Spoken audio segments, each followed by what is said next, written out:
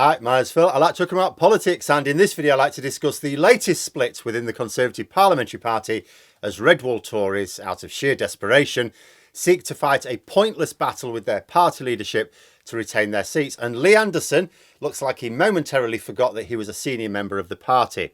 But first, if you'd like to be notified of daily news and politics, please subscribe to the channel. So shortly after the 2019 general election, I said that Tories would struggle to keep their party going in the same direction after Brexit. This was because overnight, first of all, they had lost the thing that had been uniting them, sort of, and they had also become a coalition of two incompatible factions. Now, both the Conservative and Labour parties are full of warring factions, of course, the consequence of politics attracting people with big egos and small brains, and the nature of the broad church of supports that they each need in order to win elections. Sometimes the factionalism spills out, and sometimes it's held in check. But there was no way of holding the Tory party in check when they captured the Red Wall in 2019, because it's really this simple. In order to retain those Red Wall seats, the Tory government had to deliver, not Brexit, their levelling up promises for those areas. Delivering Brexit, okay, they got a lot of Brexit votes, sure, but that's done now. As far as those voters are concerned, it's done. It's not done, but as far as they're concerned, it is. What they wanted now was the levelling up promises. And that meant investment in traditionally non-Tory areas and the taxes to pay for it. But this is anathema to more traditional Conservative areas as well as MPs. They're already well off. They're not bothered about levelling up. In fact, if it stops them having a competitive advantage over other parts of the country, they are actively opposed to it. But they are certainly opposed to the taxes needed to pay for it. It was simply impossible to please both sides. You had to pick one. The Tories' best chance was Labour sticking with an unelectable leader so that they could pull the same trick as they did in 2019. That is, take the votes of traditional Conservatives for granted by making them fear a Labour government more than an unconservative Conservative government. But that's not happening. But it's not even like the Tories picked a side either. They failed to deliver levelling up promises. Every time they announce a new paper or some new funding, it always turns out it's a cut in funding for investment in the Red Wall. But they weren't keeping their so-called Blue Wall happy either, because the taxes are still going up. And now so too are mortgage rates. And now it's too late to please either group. Too late to deliver on levelling up, even if the government wanted to ahead of the election. It's also too late to lower taxes, given the economic outlook, at least not without causing even more damage to the economy. So the Red Wall Tories, who want to fight for their seats, have decided to do their own thing. So another new group has been set up, another one.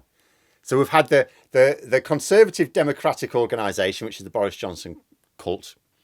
We've had the National Conservatism group, which ironically is quite international. It's really started in America. But now we've got the New Conservatives. New Conservatives, mind you.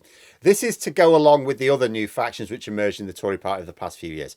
Yesterday, they announced a little manifesto, which took the form of attacking immigration, essentially. Have you got any policies there for healthcare? No, this is all immigration. They think it's their trump card. But if they ever put it into action, it would actually be electoral suicide. It would crush their local economies. For example, it calls for care homes to stop employing foreign workers, or at least more foreign workers. But there's a desperate shortage of care home workers, even in Red Wall areas. And with post-Brexit rules, care homes can't really employ foreign workers anyway, unless they're unable to fill them with UK workers. It's sort of like there's already a system in place. The policy proposals are effectively a crude attempt to carry on blaming foreigners despite having left the EU and being in charge of immigration policy. But what it amounts to is, we don't think old, vulnerable people should be looked after. That's what their policy actually says. We don't think anyone should look after your gran. They also want to make it harder for most universities to take foreign students at all. They have a specific policy which would rule out very many universities having any foreign students. Well, university education is one of the very few sectors of our economy which actually can carry on growing despite Brexit. It's also one that not only brings in a lot of money for the country in general, but also local economies, including poorer areas. They also want a cap set on the number of refugees admitted into the UK, completely failing, whether deliberately or not, to understand how asylum works. But then the far right have been making a hobby of deliberately misrepresenting asylum realities for some time now, haven't they? Amusingly, Lee Anderson appears to be the leader of this group. Now, he was supposed to sign the manifesto proposals along with everyone else, but then cried off sick yesterday at the last moment. Oh, I'm sorry, I will. And I was thinking to myself, I wonder if he's remembered that he's a senior member of the Conservative Party. Quite easy to forget because he's spending all his time focused on GB News now. But he is actually deputy chair of the Conservative Party. Now, although that's not quite the same thing as being a minister, because it's a party role, not so much a government role, he is still supposed to support the party leadership in the same way as a minister would. Putting his signature to a document that is challenging his own party's formal policies would create something of a row. So I imagine he had a little visit from the whips. Unless, of course, he really is ill. Maybe he ate some of that cat food he was trying to push on his latest GB News show. But this move by the new Conservatives is very self-defeating. There are some Tory groups who are positioning themselves for a grab at power after the election, when Sunak almost certainly resigned. So there's a bit of subtle undermining of Sunak's position going on. But these groups are trying to tread that line between trying to say where the party is currently going wrong without appearing to be acting disloyally. Because the Conservatives still have this saying, he who wields the sword will never wear the crown, despite having two leaders who've done so in the space of 4 years. But the Red Wall Tories are different. There's no way of them positioning themselves subtly ahead of the election because they face wipeout like they're all going. I mean, there are dozens of Tories all over the country who face losing their seats. So quite a lot of the factions are going to lose quite a few MPs. Certainly, if you look at current polling, almost all of them. But these factions will still retain some membership. And one of those factions is going to have to succeed in getting their champion made the next Tory leader. But not the Red Wall Tories. They are just completely gone. So they are acting with rather more desperation. But the irony is that moves like this make them less likely to retain their seats. First of all, polling does not show support for their policies. They think it does because similar policies were appealing to a target voter in their seats in 2019.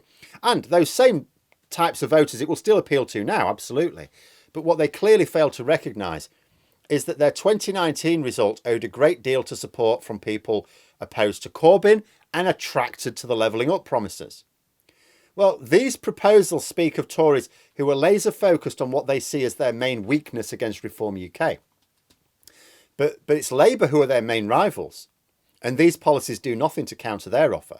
So they're focusing on a small group of voters to the exclusion of all the other groups they need to appeal to. So they can't win. But by pushing these proposals so hard, they're going to come unstuck in the election campaign itself. See, they're not going to be in the party's manifesto. Rishi Sunak has immediately shot the ideas down. Now, for someone who's normally too spineless to even say what his position is, he's come straight out and said here, no, don't be ridiculous. But part of the reason is simply that this group hasn't actually come up with a plan to implement it. You know, so, for example, one of the arguments is, well, we don't need so many migrant workers in care. What we should be doing is making it more attractive to young British workers. That's what they said, which straight away is saying, we think young British people should go and work in care homes instead of trying to get a career, get themselves on the career ladder. That's what they're saying. But when they were asked, OK, so what hourly rate should we make to make it more attractive to these young British people? They said, don't know. Oh, well, that's good, isn't it? So you come with a manifesto that makes it look like you've thought this all through. And it's like, oh, we're going to do this and this will reduce migration by this amount. We'll do this, reduce it by this amount. Oh, we'll get migration right down. Brilliant. We've thought it all through. All right, then. OK. Part of your plan is replacing foreign workers in care homes with British workers. Yes, that's right.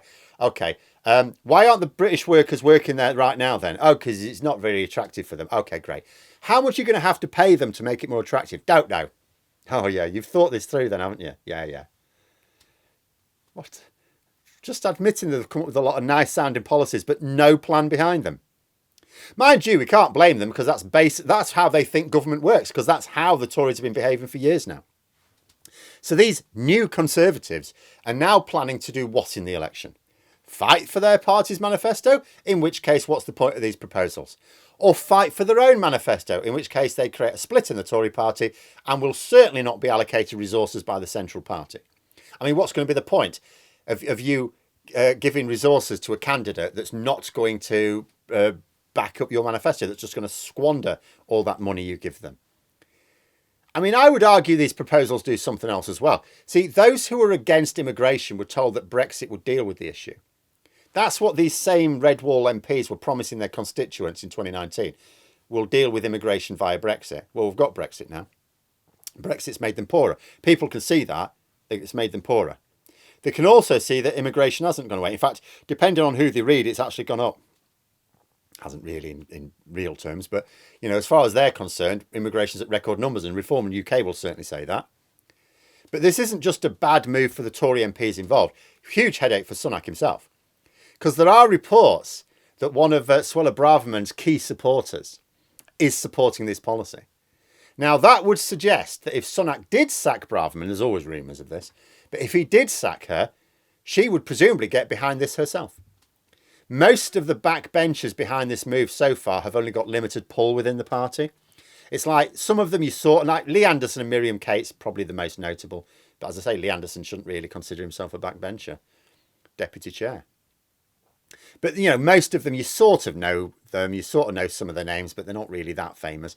But if Suella Braverman was on the backbenchers and she threw her weight behind it, that could cause a huge problem for Sunak, because she's got a bit of pull with the party faithful, especially ahead of the party conference this autumn. But there we are. Those are my thoughts. Let me know yours in the comments below. Hope you found the video interesting. If you did, please click the like button. And if you'd like to support the channel further, the join button for memberships. And until next time, I'll see you later.